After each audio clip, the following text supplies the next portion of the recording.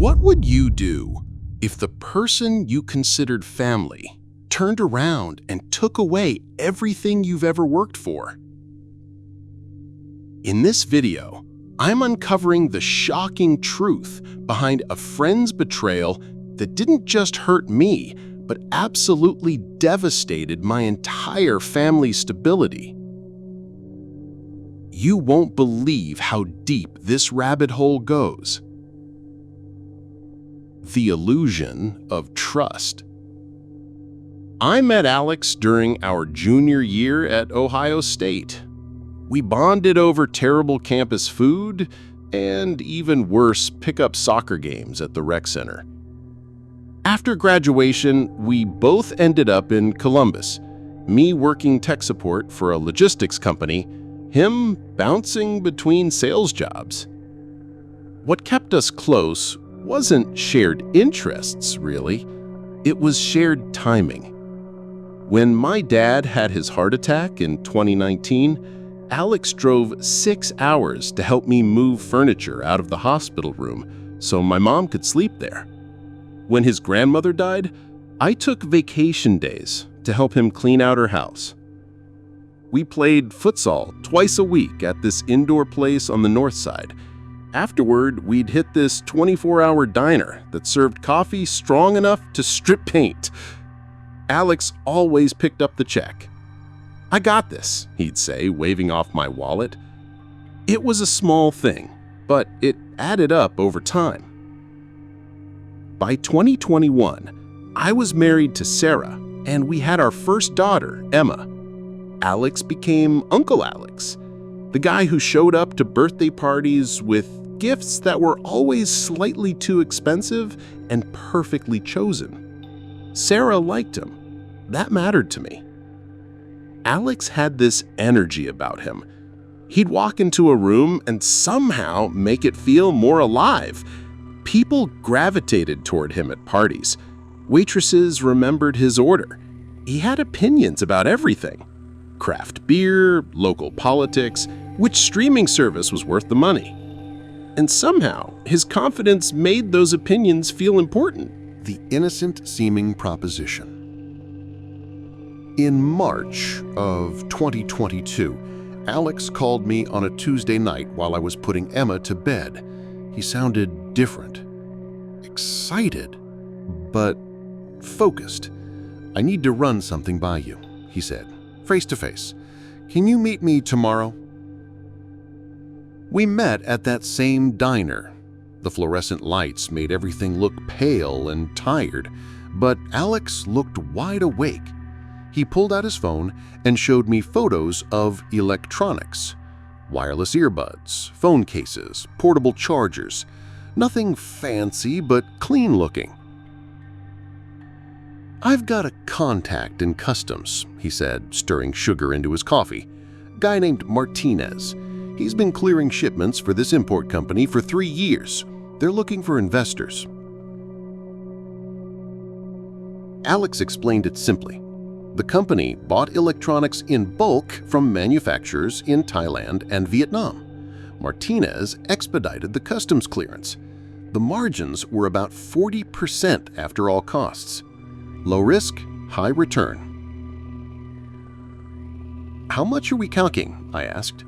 $5,000 minimum, but honestly, I'm putting in 15. This isn't some get-rich-quick thing. It's just good business. I told him I'd think about it. Sarah wasn't thrilled when I explained it over dinner, but she didn't shut it down either. "It's your call," she said, cutting up Emma's chicken. "Just don't bet more than we can afford to lose." I put in $5,000 in April. By June, I had a check for $7,200. The math worked exactly as Alex had promised. That's when the conversations changed. Alex started talking about scaling up. He showed me spreadsheets, neat rows of projected returns, break-even timelines, cash flow models. He'd done his homework. "The opportunity won't last forever," he said. "Martinez is getting promoted next year. After that, we're back to standard processing times and standard margins. In August, I rolled in another $25,000, Sarah's college fund money. My parents had given us $10,000 when Emma was born, earmarked for her future education. I added that, too. By October, I'd invested $67,000 total. Our entire savings account. Sarah's teacher salary covered our monthly expenses, but that money was our cushion, our future. The red flags were there. Alex's office was a shared workspace that he visited maybe twice a week. His business partner, supposedly this experienced import-export guy named Rivera, was always traveling or in meetings whenever I asked to meet him. The customs contact, Martinez, was a voice on speakerphone during one brief call, and his accent didn't quite match the Mexican surname. But Alex had been solid for years. He'd earned the benefit of the doubt. Trust, I thought, wasn't about spreadsheets and background checks. It was about knowing someone's character. I was wrong about that. The web of deceit unravels. The first delay happened in November. Alex called to say there was a paperwork issue with customs, mimicking his casual tone. The shipment would be released in a few days, maybe a week. A week became 2 weeks, 2 weeks became a month. Alex's communication style shifted. Instead of calling, he started texting. Instead of detailed explanations, I got short updates. Still working on it. Should know more tomorrow. Martinez is handling it personally. In December, I drove to the shared workspace. The receptionist said Alex hadn't been there in 3 weeks.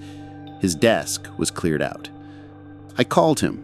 He picked up on the 4th ring. "Where are you?" I asked.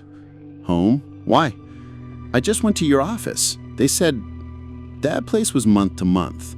I moved operations to Rivera's warehouse. More space, lower overhead." "Where's the warehouse?" Long pause. Evasion. Alex hurried. "East side. Look, I can't talk right now. I'm literally walking into a meeting with Martinez. I'll call you back in an hour." Pause. The silence. He didn't call back. 3 days later, I showed up at his apartment. Alex answered the door in sweatpants and a t-shirt. His hair was messy. Realization dawning. The confident energy I'd known for years was just gone. "We need to talk," I said. Pause. Neutral ground. I saw the diner, neutral ground, I guess. Pause. The confrontation scene. We sat in the same booth where he'd first pitched the investment. Bitter irony. The irony wasn't lost on me. Alex ordered black coffee and didn't touch it. I ordered nothing. "There's been a problem with the shipment," he said, not quite making eye contact. "What kind of problem?" "Customs flagged it for additional inspection. Martinez says it's random, but it's holding everything up." "For 2 months? These things take time." Alex looked at me. Pause. Brief eye contact. He did briefly. His eyes looked tired. The direct question. "Is there actually a shipment?" Of course there's a shipment. What kind of question is that? Then show me the documentation. Bills of lading, customs forms, something. I don't carry that stuff around. It's on your phone. Everything's digital now. Alex picked up his coffee, put it back down without drinking. "This is insulting," he said. "I'm handling a business crisis, and you're treating me like a criminal." "Then prove me wrong. Show me one document that proves this shipment exists." Alex stood up. "I don't have to prove anything to you. We're partners. Partners trust each other." He left a $5 bill on the table and walked out. I sat there for 20 minutes, staring at his untouched coffee. The fluorescent light buzzed overhead. A trucker at the counter was arguing with the waitress about his scrambled eggs. Normal life continuing around me while mine quietly collapsed. That's when I knew. Not suspected. Knew. There was no shipment. There probably never had been. The aftermath. A family under siege. I told Sarah that night after Emma was asleep. We sat at the kitchen table with the bills spread between us like evidence at a crime scene. The mortgage statement, Emma's daycare invoice, the credit card we'd been paying off. "How bad is it?" Sarah asked. "Bad." I walked her through the numbers. $67,000 gone. Our savings account showed a balance of $312. We had about $6,000 in checking, enough to cover January's expenses if we were careful. Sarah didn't cry. She just nodded, processing the logistics. That's who she is. When crisis hits, she shifts into problem-solving mode. The emotional reckoning comes later. Can we make the mortgage without that money? For now, if nothing else goes wrong. And if something does go wrong? I didn't answer. We both knew. February was when the walls started closing in.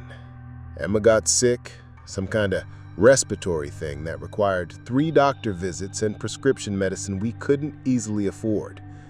My car needed new tires. The water heater started making noises that sounded expensive. Small problems that should have been minor inconveniences became major stress points. We started making choices we'd never made before.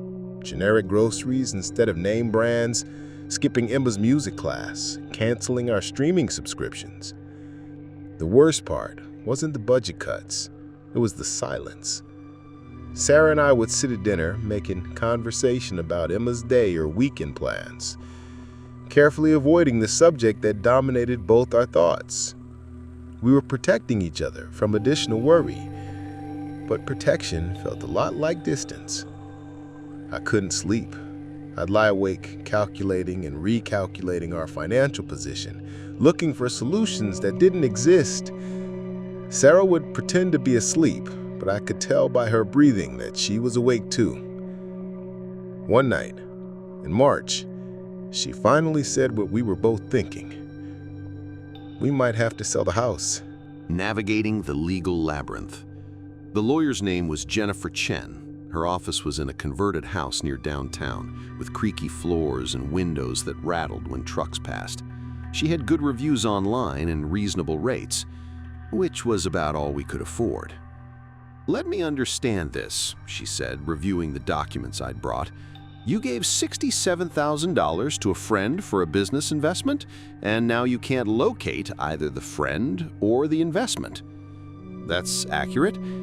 Do you have a written contract?" "No, it was a handshake deal." "Bank records showing the transfers?" "Yes." I slid the statements across her desk. Chen flipped through them, occasionally making notes. She was methodical, professional. Not unkind, but not particularly warm either. "You have a case," she said finally. "Civil fraud, breach of fiduciary duty, conversion, maybe criminal charges if the prosecutor's office is interested. What are the chances of getting our money back?"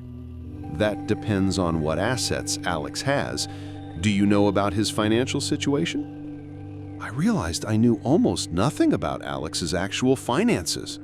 I knew he drove a decent car and lived in a nice apartment, but I'd never seen a pay stub or tax return. Even after years of friendship, his money situation had been surprisingly opaque. "We'll need to do asset discovery," Chen said.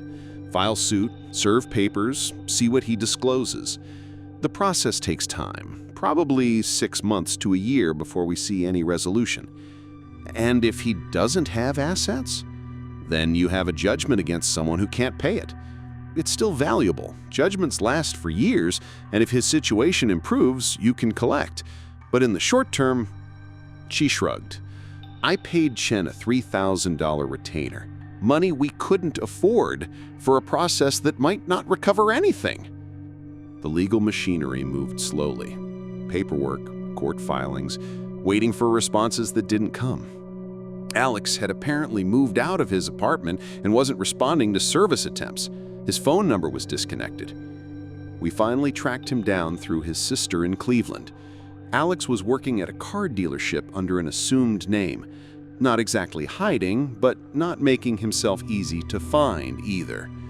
The civil case dragged through 2023. Depositions, discovery, settlement conferences where Alex's court-appointed lawyer made offers that were insulting. $2,000 to make this go away. We won the judgment in September. The court ordered Alex to pay $67,000 plus interest and legal fees. Total amount? $83,000. Alex had $400 in his bank account and a 10-year-old Honda with the salvage title. He was living in a studio apartment and working commission sales. Even if we garnished his wages, we'd be lucky to recover $50 a month. Chen had warned me this might happen. Winning and collecting are two different things, she had said. I understood that intellectually. Emotionally, it felt like losing twice. Lessons learned and moving forward. We didn't lose the house, but it was close. I took a second job doing freelance tech support in the evenings. Sarah started tutoring on weekends. We borrowed $8,000 from my parents to catch up on the mortgage. The shame was almost worse than the financial pressure. Explaining to my dad why we needed money, telling Emma why we couldn't afford the summer camp all her friends were attending, avoiding social situations where spending money was expected. But we adapted. Humans are remarkably good at adapting. I learned to cook decent meals from whatever was on sale. Sarah became an expert at finding free family activities, hiking trails, library events, community festivals. Emma, thankfully, was young enough that most of this registered as normal life rather than hardship. The worst part wasn't the immediate crisis. It was the long-term recalibration, learning to trust my own judgment again, figuring out what due diligence actually looked like, understanding the difference between friendship and business partnership.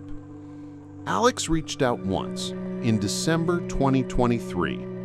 A text message. "I'm sorry about how everything went down. I never meant for anyone to get hurt." I didn't respond. What would be the point? Trust isn't what you feel, I learned. It's what survives the audit. I think about that sometimes when I'm reviewing contracts for my consulting work, or when someone pitches me an investment opportunity. The warm feeling of personal connection isn't the same as verified credentials. History isn't the same as transparency. Emma's 4 now. She doesn't remember the worst parts of 2022 and 2023. To her, we've always been the family that eats more meals at home and takes vacations to state parks instead of Disney World. That's probably for the best. Sarah and I are stronger now in some ways.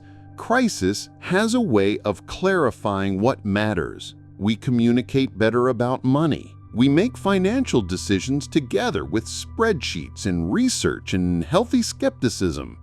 We're rebuilding, slowly, carefully. Our emergency fund has $3,000 in it. Not much, but more than we had for a long time. Emma has a college savings account again, and we contribute $100 a month when we can. The judgment against Alex is still active. Every few months, Chen's office runs an asset check to see if his situation has improved. So far, nothing. But judgments in Ohio are good for 21 years, and they accrue interest. Maybe someday we'll recover some of the money. Maybe not. Either way, we'll be okay. We learned something valuable, even if the tuition was higher than we wanted to pay. Real security doesn't come from trusting the right people. It comes from building systems that can handle it when trust breaks down. And trust always breaks down eventually. The only question is whether you're prepared for it when it does. If you're watching this and someone in your life is pushing you toward an investment opportunity, do me a favor. Ask for documentation. Meet the other partners. Verify the business registration. Look up the customs broker or whoever else is supposedly involved. It's not about being paranoid or cynical. It's about being smart.